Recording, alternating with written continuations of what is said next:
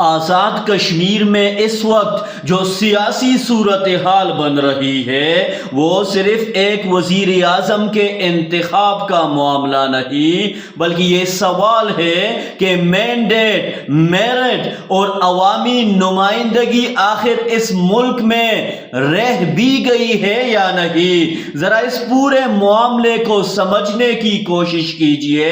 افتخار گیلانی وہ امیدوار ہے جو عام انتخابات میں اپنی نشست جیتنے میں کامیاب نہیں ہوئے، لیکن بعد میں انہیں ٹیکنوکریٹ سیٹ کے ذریعے آزاد کشمیر اسمبلی میں پہنچایا گیا، اور اب پاکستان مسلم لیگ نون کی طرف سے انہیں وزیر اعظم آزاد کشمیر کے لیے نومینیٹ کیا جا رہا ہے۔ یعنی جس شخص کو عوام نے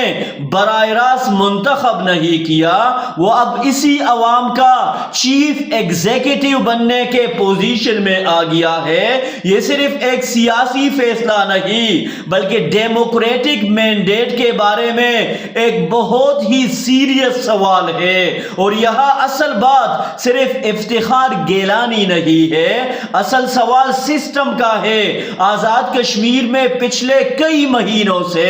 عوام احتجاج کر رہے ہیں۔ ان کا بنیادی مطالبہ یہ رہا ہے کہ مہاجرین کی وہ 12 نشستیں جو مقامی آبادی کی براہ راست نمائندگی نہیں کرتی، ختم کی جائے اور ان کی جگہ مقامی لوگوں کو اسمبلی میں نمائندگی دی جائے، کیونکہ جو شخص اس معاشرے میں رہتا ہے وہی بہتر جانتا ہے کہ لوگوں کے مسائل کیا ہے، بجلی کا مسئلہ کیا ہے، روزگار کی صورتحال کیا ہے، تعلیم اور صحت کے مسائل کیا ہے، اور عام آدمی کس گراؤنڈ ریالٹی میں زندگی گزار رہا ہے۔ لیکن عوام کے ان مطالبات کو سنجیدگی سے لینے کے بجائے مکمل طور پر درگزر کر دیا گیا، اگنور کر دیا گیا۔ احتجاج ہوا، آوازیں اٹھی، لوگوں نے اپنے حقوق کی بات کی، لیکن ان کے مطالبات کو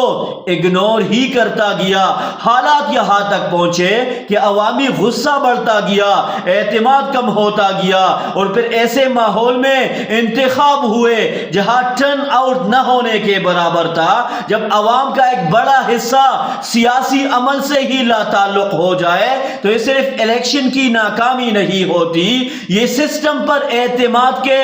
بحران کی علامت ہوتی ہے۔ اب اسی ماحول کے فوراً بعد اگر ایک ایسا شخص جو عام نشست پر عوام سے مینڈیٹ حاصل نہیں کر سکا، ایک مخصوص کوٹے کے ذریعے اسمبلی میں آتا ہے اور پھر اسے وزارت عظمیٰ کے لیے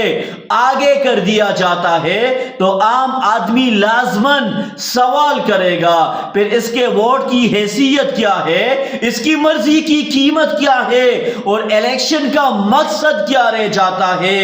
جمہوریت صرف یہ نہیں کہ اسمبلی میں نمبرز پورے ہو جائے، جمہوریت کا اصل مطلب یہ ہے کہ عوام کو محسوس ہو کہ پاور ان کے ووٹ سے آ رہی ہے۔ جب عوام ایک شخص کو منتخب ہی نہ کرے لیکن وہ شخص پھر بھی اقتدار کے سب سے بڑے منصب تک پہنچ جائے تو عوام اور اقتدار کے درمیان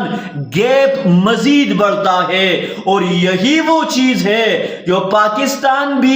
پاکستان میں بھی بار بار نظر آ رہی ہے۔ جب لوگوں کو یہ محسوس ہونے لگے کہ ان کا ووٹ کسی اور کے فیصلے میں تبدیل ہو سکتا ہے، ان کے منتخب نمائندے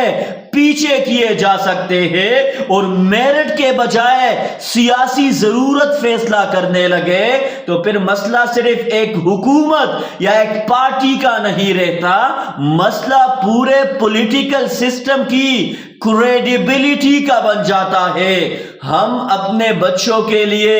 ایک ایسا پاکستان چاہتے ہیں جہاں انہیں میرٹ پر موقع ملے، جہاں قانون سب کے لیے برابر ہو، جہاں ٹرانسپیرنسی ہو، جہاں عوامی مینڈیٹ کی عزت اور جہاں اقتدار تک پہنچنے کا راستہ عوام کے ووٹ سے ہو، نہ کہ صرف طاقت کے مراکز کی مرضی سے ہو۔ لیکن اگر آزاد کشمیر جیسے